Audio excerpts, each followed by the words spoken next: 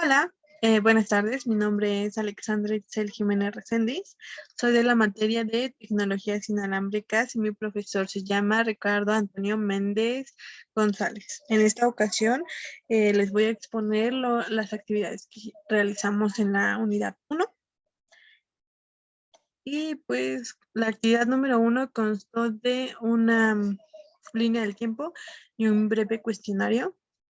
Esta línea del tiempo es de la evolución de las tecnologías inalámbricas.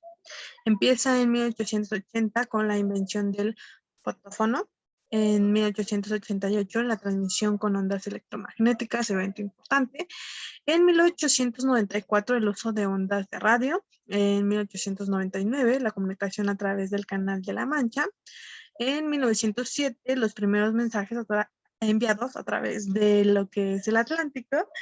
Y en 1971 se crea Aloha, una red, en donde en 1972 Aloha se conecta con ARPANET para que pues, fuera más grande.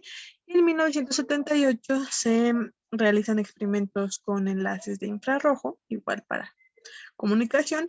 Y en 1999 se crea lo que es la Hueca.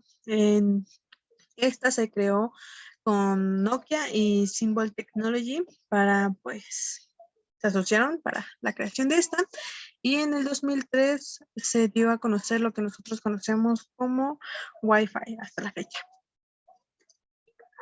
En el cuestionario, de acuerdo al rango de alcance, ¿cómo se clasifican las tecnologías inalámbricas? Bueno, existen desde la más pequeña a la más grande, la WPAN, la WLAN, la WMAN y la WWAN.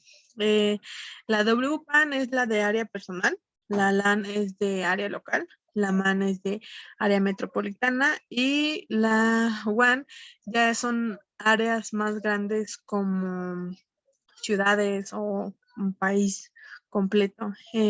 Lo que vemos aquí abajo en la tabla son su rango, su velocidad, sus estándares y sus aplicaciones. Por ejemplo, la PAM, que sería la de área personal. Tenemos conocidos como el Bluetooth, el Zigbee, UWB, el ARDFD. Y pues es la sustitución de cables de interconexión entre dispositivos, por ejemplo, para, no sé, tus audífonos o cosas así del día al día. La WLAN, que es la de área local, lo que normalmente nosotros conocemos como pues Wi-Fi en las casas. La WMAN, que ya son red de área metropolitana, alcanza pues un rango un poco más alto que la LAN. Y pues esta podría ser una conexión de no como una casa, sino como un edificio, podría ser un campus un poco más grande. Y las WAN, que ya es así, ya son más grandes, abarcan largas distancias como literalmente una ciudad o un país entero. Bueno, ya, ese es su rango, pues sería alto. Describir las principales tecnologías que conforman dichos grupos. Pues el Bluetooth posee una velocidad adecuada para gran parte de las aplicaciones, soporta cifrado, no necesario su visibilidad directa entre los dispositivos y tiene baja interferencia, permite velocidades de transmisión de hasta 3 megabytes por segundo y un rango de hasta 100 metros. La Ultra Wideband tiene una característica principal de no resultar afectada por interferencias externas, permite tasas de transmisión de centenares de megabytes por segundo y rangos de alcance de decenas de metros. Es una tecnología apropiada para aplicaciones que trabajan en entornos ruidosos o por robustez frente de las interferencias. El Zigbee es una tecnología de muy bajo costo y su consumo y velocidad son reducidos. Permite velocidades de transmisión de decenas de kilobytes y rangos de alcance de decenas de metros. Es la tecnología que se utiliza en la domótica. La domótica, pues, es la tecnología que se utiliza para automatizar casas.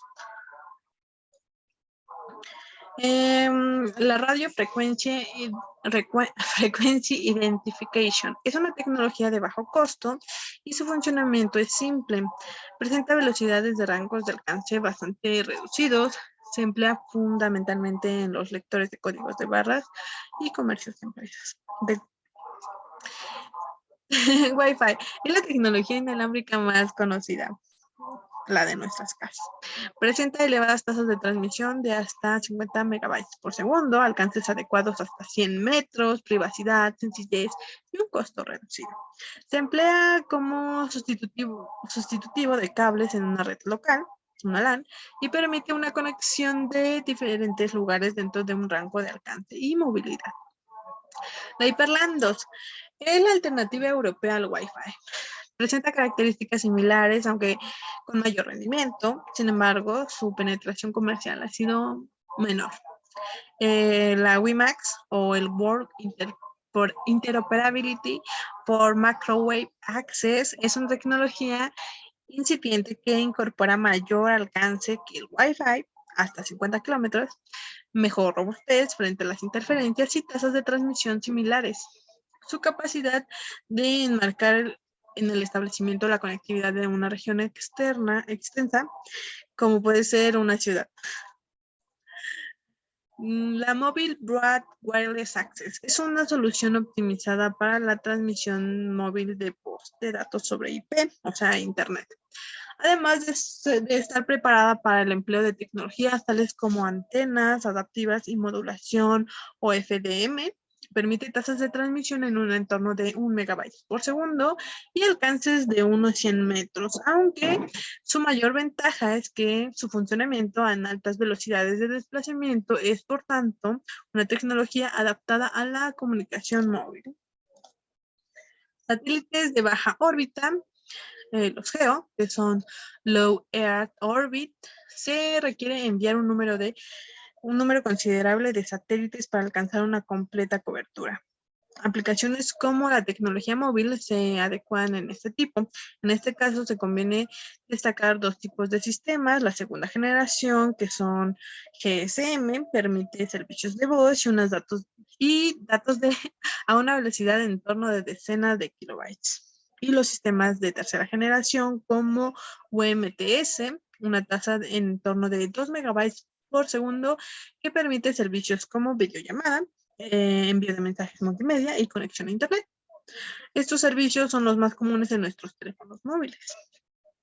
Satélites de órbita media, o los MEO, Medium Earth Orbit, permite alcanzar un compromiso entre el número reducido de satélites y a proximidad a la superficie, es decir, el coste y el tiempo de latencia. Eso fue la actividad 1. La actividad 2 igual consta de un pequeño ensayo y un cuestionario muy breves.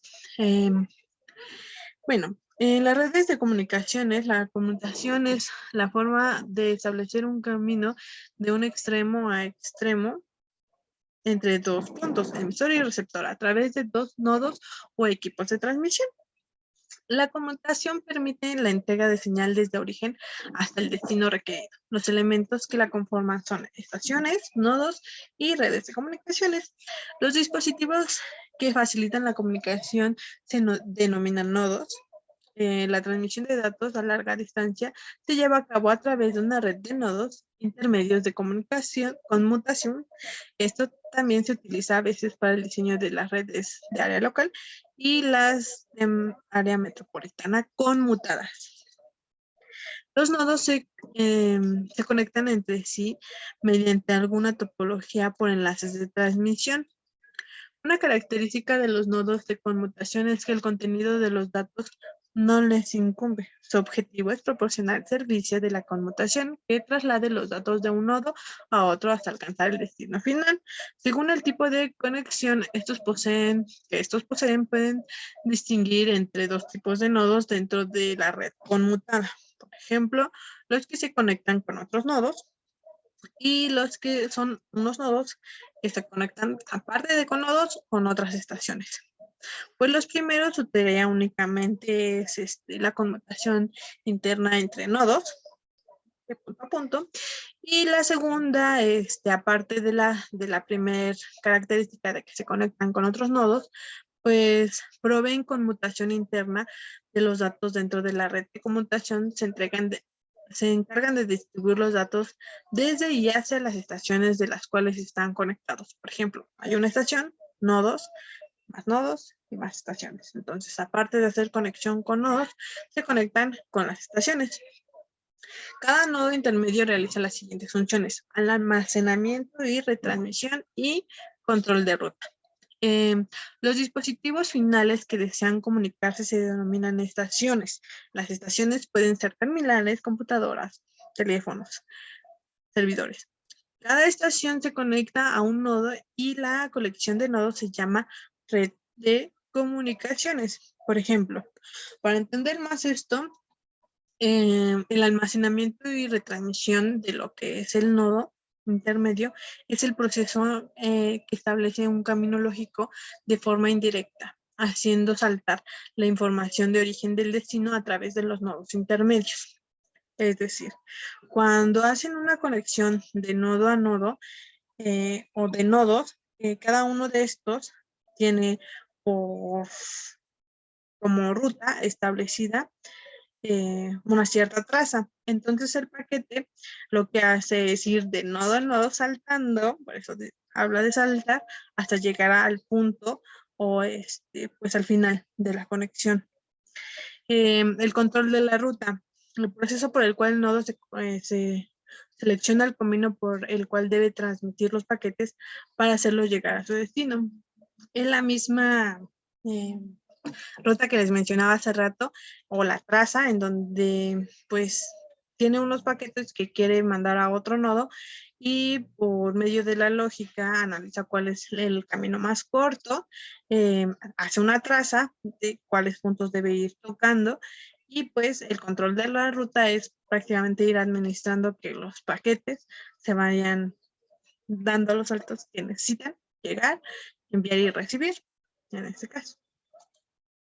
Redes de conmutación de circuitos. A lo mejor ahorita no me entienden no mucho, pero esto se va a ir como desenlazando y me voy a dar a entender un poquito mejor. La comunicación utilizando conmutación de circuitos implica la existencia de un camino dedicado entre dos estaciones. Este camino es una secuencia de enlaces conectados entre nodos de la red. En cada enlace físico se detecta un canal lógico para cada conexión. La comunicación de circuitos conmutados implica 3 fases. Número 1, establecimiento del circuito, transferencia de datos y desconexión del circuito. Lo que les comentaba, el establecimiento del circuito es precisamente eso, en donde traza como tal un camino o una ruta para que la transferencia de datos se pueda dar y al final del día la desconexión del circuito es liberar los recursos que se están ocupando para que más paquetes puedan seguir trazando más rutas y puedan seguir comunicándose entre otros nodos y otras estaciones. Como la conexión se establece antes de que la transmisión comience, se debe reservar la capacidad de canal requerido entre cada par de nodos. Cada nodo debe ser capaz de conmutar internamente para establecer la conexión solicitada. Los conmutadores deben ser lo suficientemente inteligentes para realizar las reservas, así como para elegir las rutas a través de la red. La comunicación de circuitos puede llegar a ser ineficiente, ya que la capacidad de canal se reserva durante toda la conexión, incluso en el caso en que se transfieran los datos. Bueno, pues, y bueno, lo que les comentaba, si nosotros trazamos una ruta para un canal en donde se va a hacer la transmisión de enviar y recibir paquetes, estos recursos se están utilizando mientras exista esa conexión. Si el circuito no hace la desconexión, los recursos se siguen utilizando como tal, aunque no se estén enviando ya paquetes y no se estén recibiendo, los recursos están parados y pues no pueden compartirlos con otros que necesitan enviar paquetes. Igual les voy a explicar lo que es almacenamiento del circuito. Antes de transmitir cualquier señal, se debe de establecer un circuito extremo a extremo, estación a estación. Esto para que haya una comunicación. La transferencia de datos. Tras el establecimiento del circuito, la información se podrá transmitir desde la estación origen a la estación destino a través de la red. través de los nodos. Dependiendo de la naturaleza de la red, los datos podrían ser tanto analógicos como digitales. Normalmente la conexión es full duplex, o sea, de comunicación total. La desconexión del circuito. Tras la fase de la transferencia de datos, la conexión se finaliza para la desconexión del circuito. Se deben propagar las señales correspondientes a los nodos con los que se estableció conexión para que estos liberen los recursos utilizados.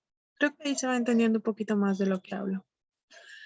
Redes de conmutación de paquetes. Los paquetes en un grupo de información que consta de dos partes, datos e información de control.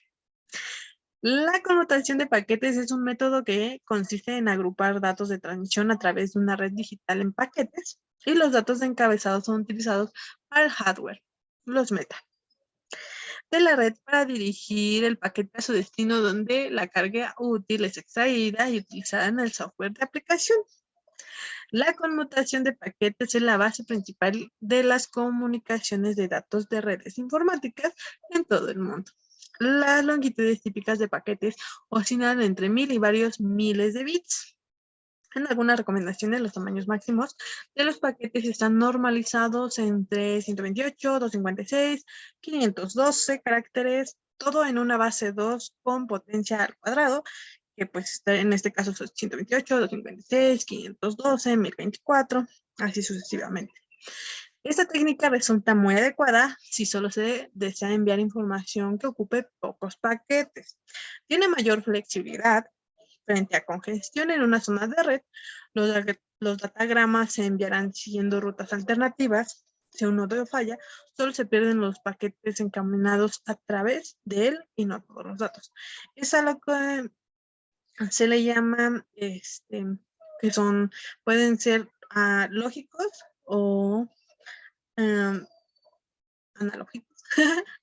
El punto es que en este caso, cuando se traza la ruta y los paquetes se envían, puede que un paquete falle y esto no quiere decir que todos los paquetes van a fallar, o sea, se envían todos como tal y este paquete puede tomar una ruta alterna en donde les decía que la cuestión lógica entra y pues traza otra ruta para que el paquete llegue a su destino y los demás pueden seguir la misma ruta, no necesariamente todos van a cambiar de ruta, solamente el paquete que pudo dar error y eso no significa que se va a perder el paquete, sino que tomó una ruta alterna. Muchas veces o varias veces sí se pierden paquetes, pero pues no es siempre. Muchas veces la lógica de esto hace que pues, los paquetes no se pierdan o agarren una ruta en donde después ese paquete que mandó error se pueda acoplar a sus otros integrantes y la información esté completa. Cuando una estación terminal desglosa un mensaje en paquetes y envía a estos a su nodo, existen dos métodos de tratamiento de los paquetes por parte de la red, sin conexión de datagramas y orientado a conexión de circuitos virtuales. Las ventajas de la comunicación de paquetes son, en caso de error de un paquete, solo se reenvía ese paquete, sin afectar a los demás que llegaron sin error. Lo que mencionaba, comunicación interactiva, o sea, de punto a punto, puedes mandar y puedes recibir. Aumenta la flexibilidad y rentabilidad de la red, pues sí, porque aumenta el envío y el recibir los paquetes. Bueno, sin conexión o datagramas. Cada paquete se gestiona de forma independiente sin ninguna referencia de paquetes procedentes. Es decir, cada paquete puede seguir el camino diferente por la red, de manera que no tiene que llegar al destino mismo en orden que se envía. Lo que mencionaba que no podía explicar muy bien, aquí está más explícito. Esta es la parte que les decía. Son los datagramas y orientados a la conexión de circuitos virtuales, se fija una ruta previa al envío de un paquete. En esta fase, el establecimiento de la conexión del nodo origen envía un paquete de control llamado petición de llamada o un call request. En este paquete abre una línea de conexión o una ruta entre el emisor y el receptor. Si el receptor acepta la conexión, envía un paquete de llamada aceptada o un call accept, que pasará por la misma secuencia de nodos en donde se envió el primero, pero de modo inverso. A partir de ese momento, el emisor y el receptor pueden intercambiar datos a través de la ruta establecida o circuito virtual. La finalización de la conexión se produce cuando las estaciones transmiten un paquete de petición de liberación o un clear request. Bueno, pues lo que les comentaba al principio es que igual el primero, que es el emisor, manda un paquete al receptor en donde se va trazando una ruta en el cual esa es la llamada de petición. Si el otro acepta, manda su paquete de respuesta, que sería igual por la misma ruta, en el modo inverso, en donde ya aceptó y se pueden estar interactuando pues paquetes, mandar y recibir. Y al final de utilizar estos recursos, pues, lo más importante es pues el clear request, que es la liberación de esta conexión o de esta ruta para pues liberar los recursos. Mientras que en sus desventajas se tienen, uno, mayor complejidad de los equipos de computación intermedios que necesitan mayor velocidad y capacidad de cálculo para determinar la ruta adecuada en cada paquete. Se pueden duplicar paquetes y también los cálculos de encaminamiento representan un porcentaje apreciable en el tiempo de transmisión y el rendimiento del canal disminuye. Por lo mismo, porque los recursos se están ocupando para enviar y recibir datos. Y bueno, redes de conmutación de mensajes. En este tipo de conmutación, cuando un terminal requiere enviar un mensaje, incorpora a una dirección de destino. El mensaje pasa a través de la red de nodo a otro, recibiendo en cada uno de ellos el mensaje completo, que es almacenado y retransmitido al nodo siguiente. En esta forma no se necesita establecer una ruta dedicada entre dos terminales. Un nodo de conmutación de mensajes es típicamente un mini ordenador de algunas características de entrada-salida, lo que hace particularmente adecuado para el tratamiento de mensajes entrantes y salientes. Bueno, pues en este caso, como no tiene una ruta establecida y por cada punto o cada nodo al que llega va solicitando su información y con ese va llenando al siguiente y se va llenando su lista de camino o de ruta, pues lo hace un poco más inteligente, un poco más ágil y pues por eso dice que es típicamente un mini ordenador, porque pues es un poquito más lógico en esa cuestión. Las ventajas de este tipo de comunicación son, se multiplexan los mensajes, el canal se libera mucho antes y no hay circuitos ocupados que estén inactivos. Por ejemplo, sus desventajas, pues añade información extra, porque pues se va llenando en cada nodo, mayor complejidad entre los nodos intermedios, sigue sin ser viable la comunicación interactiva entre terminales, porque cada vez que lo necesita, pues redirige su ruta. Si la capacidad de almacenamiento se llena y llega un nuevo mensaje, no puede ser almacenado y se pierde, definitivamente. Un mensaje puede acaparar una conexión de un nodo a otro mientras transmite un mensaje, lo que incapacita para poder ser usado por otros nodos. O sea, pues hay el tráfico de estos. Y pues ese tráfico pues, hace que sea lenta.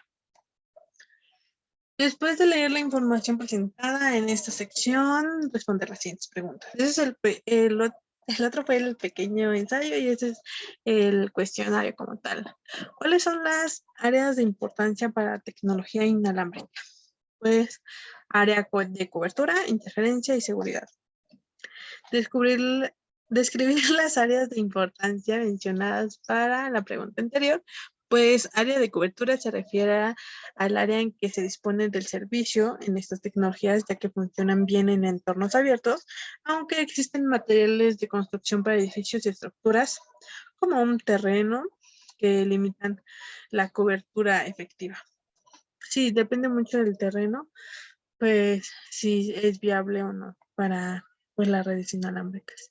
La interferencia, las tecnologías inalámbricas se tornan vulnerables y pueden verse afectadas por dispositivos comunes como teléfonos inalámbricos, domésticos, tipos de luces fluorescentes, hornos de microondas, comunicaciones inalámbricas y por la seguridad, ya que la cobertura de la comunicación inalámbrica no requiere acceso a un hilo físico. En un medio de dispositivos y usuarios sin autorización para acceder a la red pueden tener acceso a la transmisión.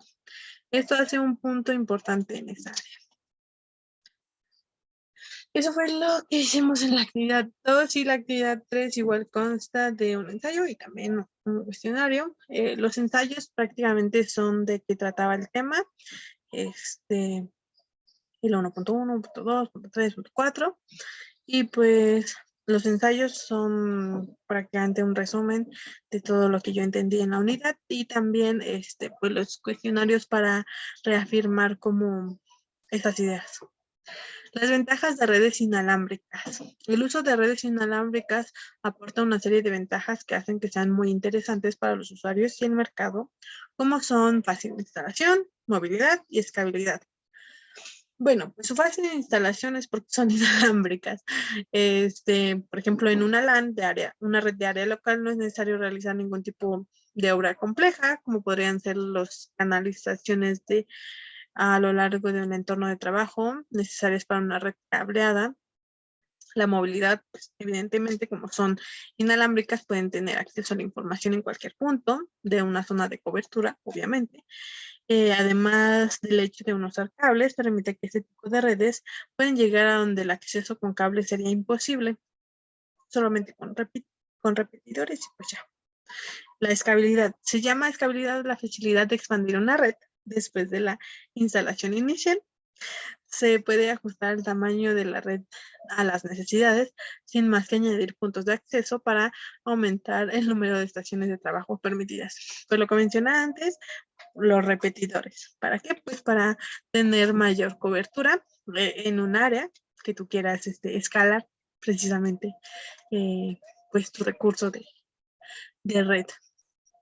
Su mantenimiento, el medio de transmisión pues, es el aire, no es sensible al paso del tiempo, como ocurre en el cable que es sensible a agresiones externas. Necesita no necesita un mantenimiento y tiene un tiempo de vida útil limitado. Eso es para los cables que no necesitan un mantenimiento y tienen un tiempo de vida y pues el medio de transmisión de las redes inalámbricas pues es el aire. Entonces pues no es sensible al paso del tiempo y pues, no pasa nada. Reduce costos. En este caso, pues no es necesario tener cables, puede adaptar a cualquier tipo de entorno, establecer redes con carácter temporal, un tiempo estar y otro ya no. Una vez acabada su actividad, puede reciclar los componentes para su próximo uso. En el uso del espectro libre, la mayor parte de las redes inalámbricas operan en un rango de frecuencias de uso libre, es decir, sujetas al pago de ningún tipo de licencias para uso. Altas tasas de transmisión. Actualmente se alcanzan tasas de transmisión que llegan hasta los 54 megabytes por segundo. No presentan un problema para la salud. Y en los últimos años se ha extendido la preocupación por los efectos nocivos de las radiaciones producidas por los equipos móviles en las personas, lo que ha derivado un cierto rechazo a la instalación de este tipo de sistemas, pero evidentemente pues es en porcentaje. Limitación de frecuencias. A solo utilizar un rango de frecuencias de uso libre al ancho de banda se reduce a unos 100 MHz sin tener la posibilidad de emitir fuera de él. La seguridad probablemente es mayor inconveniente a las redes inalámbricas. Se debe diseñar nuestra red con un nivel de seguridad más alto posible y pues esto es para evitar que los usuarios que no estén autorizados pues tengan acceso a esta. Ventajas de las redes inalámbricas. Este tipo de redes se comunican a través de cables de datos, generalmente basada en el Ethernet. Los cables de datos conocidos como cables de red o Ethernet son hilos conductores AT5. Conectan computadores y otros dispositivos que conforman las redes. Bueno, ese es el nombre del cable. Mayor seguridad. Los cables permiten mayor seguridad, confiabilidad y control. Los usuarios no utilizados no pueden acceder a la red, lo que aumenta su seguridad. El uso de conexiones físicas pudiera no parecer tan avanzado, pero es mejor opción cuando los datos valiosos son confidenciales. Mayor rapidez. Las conexiones por cable siempre serán más rápidas y consistentes que las conexiones inalámbricas. Las redes alámbricas alcanzan velocidades máximas bastante altas y les resulta más fácil poder mantener estas velocidades máximas. Menos interferencias, pues las redes alámbricas son menos vulnerables a la interferencia de radio, resultando así en un menor menor número de paquetes perdidos que habría que retransmitir. Debido a esto se refiere a una conexión por cable cuando se usan aplicaciones comerciales, pues donde es vital la confiabilidad. Menor costo. La estructura de una red alámbrica puede tener una instalación bastante económica. Se puede considerar que los cables conmutadores o enrutadores y otros dispositivos son rentables. Además de la vida útil del hardware, generalmente pasa de prueba del tiempo antes de que necesiten una actualización. Mayor productividad. Mantener una red alámbrica asegura que la red no se atascará con un tráfico de datos que no sea esencial. Además, no se corre el riesgo de que los trabajadores con sus móviles comiencen a navegar por redes sociales mientras que están en horas laborales. Entonces, produce mayor productividad. Y pues desventajas de las redes alámbricas. Uso de cables.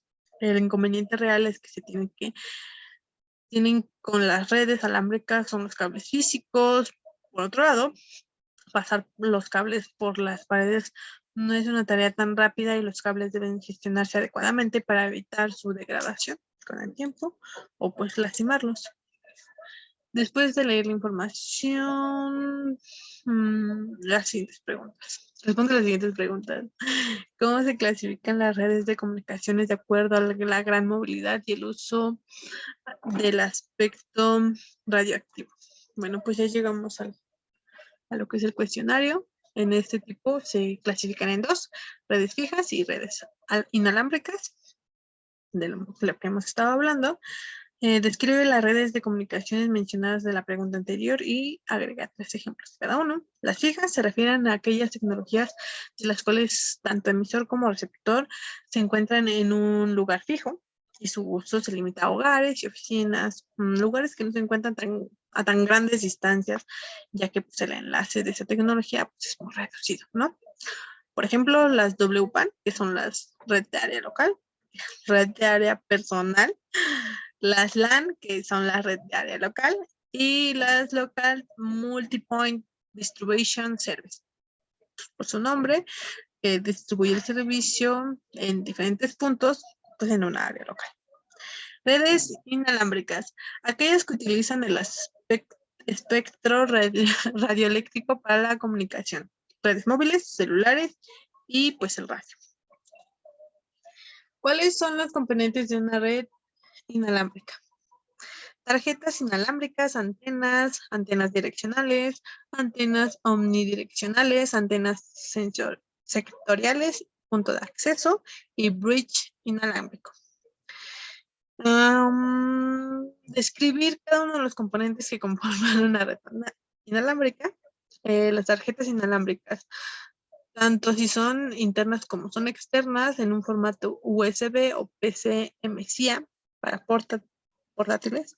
Las tarjetas sirven para conectar un PC a un punto de acceso o un módem a un router. Es como el cable de las conexiones tradicionales y reduce los paquetes de información.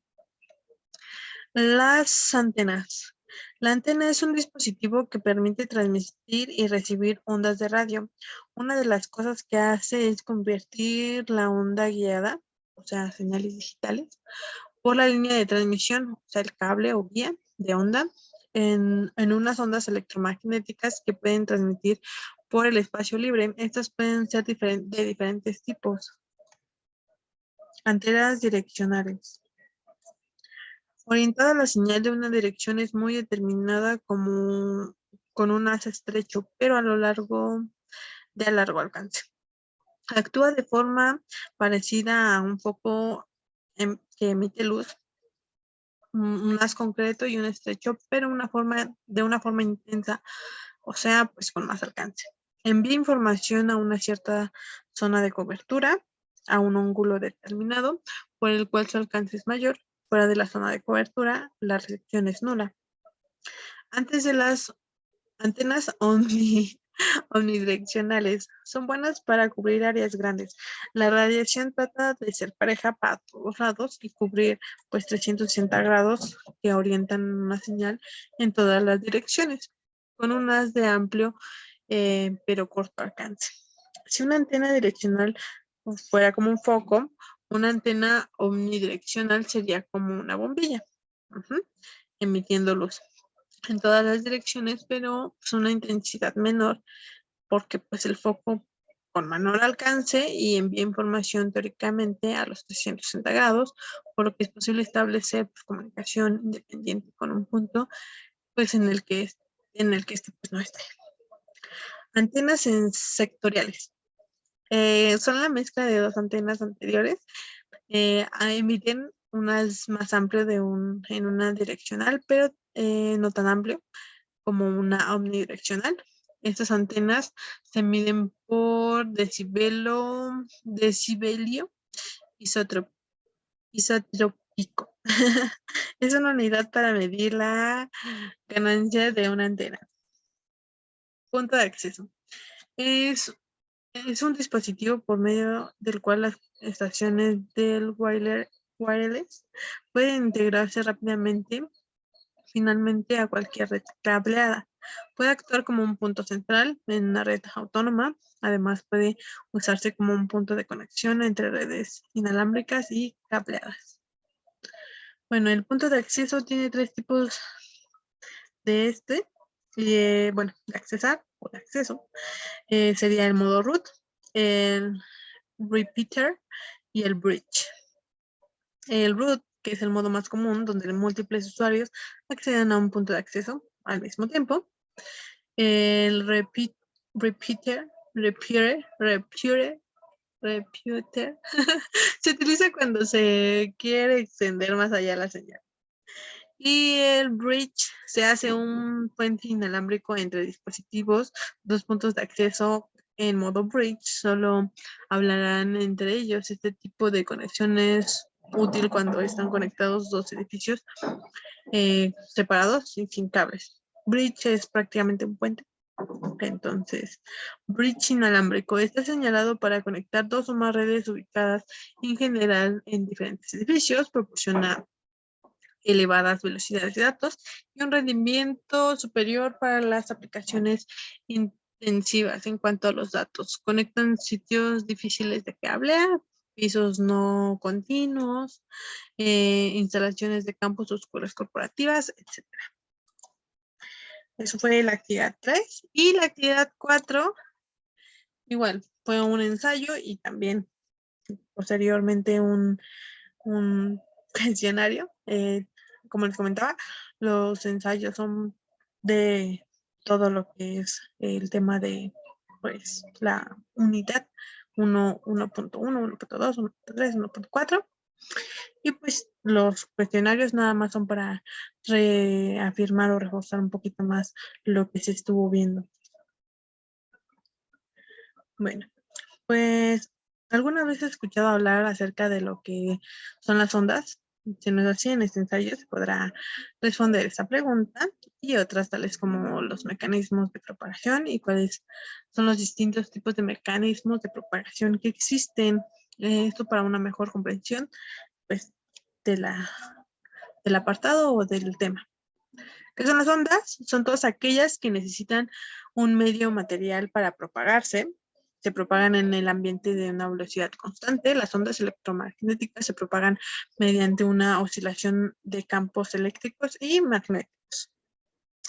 ¿Qué son los mecanismos de propagación? Son procesos físicos que intervienen En la propagación de ondas electromagnéticas existen distintos distintos mecanismos de propagación, como lo que es la reflexión, que se presenta cuando éstas se encuentran en un obstáculo que les impide propagarse, chocan y cambian de sentido sin modificar sus demás características. La reflexión especular, que es cuando los rayos luminosos que caen en una superficie reflectora muy plana son reflejados de modo en que el ángulo que incide es igual al ángulo reflejado. Por eso es especular. Y la reflexión difusa ocurre cuando los rayos paralelos caen en una superficie rugosa, reflejan rayos luminosos con ángulos dispersos, de modo en que no se puede observar una imagen en la superficie. La difracción es la propiedad que tienen las ondas de rodear los obstáculos en determinadas condiciones. Cuando una onda llega a un obstáculo de dimensiones similares a la longitud de onda, este se convierte en un nuevo foco emisor de onda. Y la dispersión, cuando se hace pasar unas de rayos provenientes del Sol por un prisma de cristal. La luz se descompone en 7 colores, el arco iris, y forma una banda que recibe el nombre de un espectro de luz visible. Los colores son rojo, anaranjada, amarillo, verde, índigo, moradito, violeta. Y bueno, eso es muy breve lo que hubo en este pequeño ensayo. Y lo que además sigue, pues, es el cuestionario.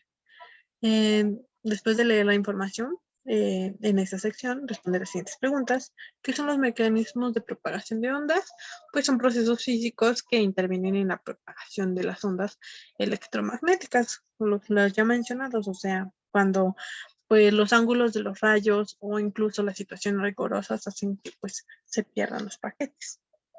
¿Cuáles son los tipos de deterioro que existen en las transmisiones? Atenuación, distorsión y ruido. Describir cada uno de los tipos de deterioro que existen para las transmisiones, así como los subtipos derivados de los medios. La atenuación significa pérdida de energía. Cuando una señal simple o compleja viaja a través de un medio, pierde a lo largo de su energía para vencer la resistencia al medio. Por ejemplo, pues una luz láser. Cuando la enciendes, el foco en donde como tal se está emitiendo, es mucho más luminoso que a donde está llegando, porque se va atenuando esa misma luz. La distorsión significa que la señal cambia de su forma de onda. Por ejemplo, ocurre una señal compuesta formada por distintas frecuencias. Cada señal componente tiene su propia velocidad de propagación a través del medio y por tanto su propio retraso en la llegada al destino final. Ahí es cuando pues en este caso las ondas o la señal pues puede tener un poco de distorsión porque una va a un propósito con una velocidad y en un punto y otra pues se puede igual distorsionar porque pueden ir o paralelas o se pueden separar entre sí y hay un poco de distorsión entre estas. Este fenómeno es el deterioro que puede ser por la atenuación o por retraso, que es distorsión por atenuación. Ocurre cuando altas frecuencias pierden potencia con mayor rapidez a las frecuencias bajas durante la transmisión, lo que puede hacer que la señal recibida sea distorsionada por una pérdida desigual de frecuencias componentes. La distorsión por retraso ocurre cuando una señal se retrasa a ciertas frecuencias que a otras.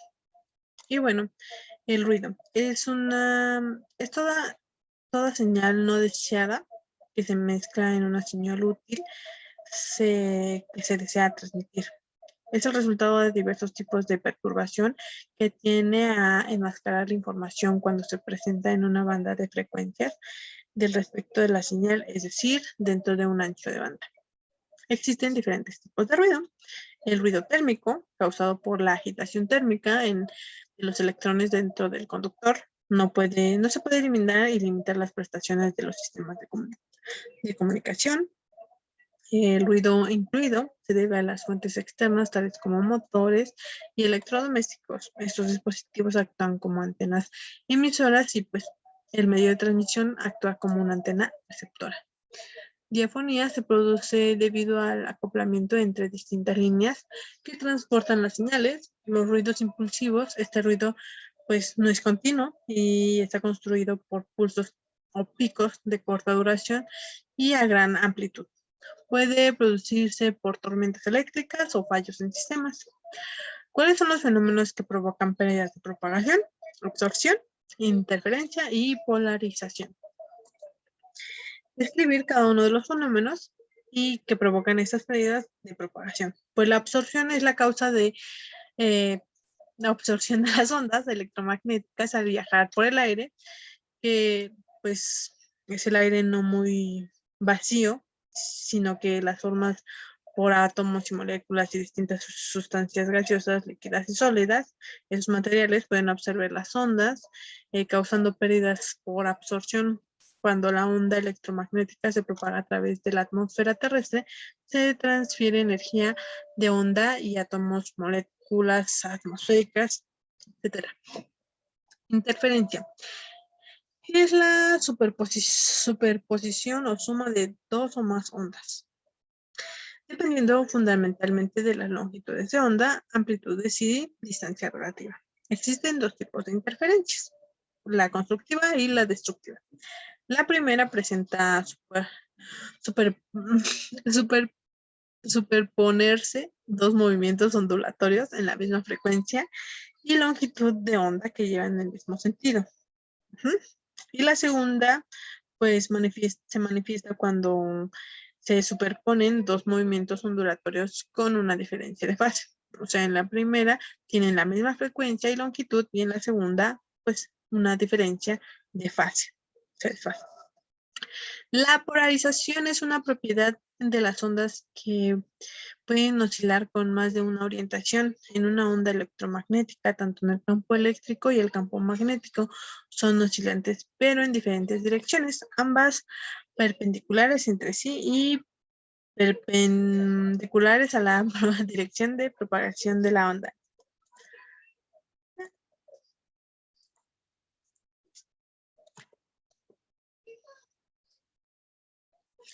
Y bueno, creo que ya he llegado al último punto del cuestionario de la actividad número 4.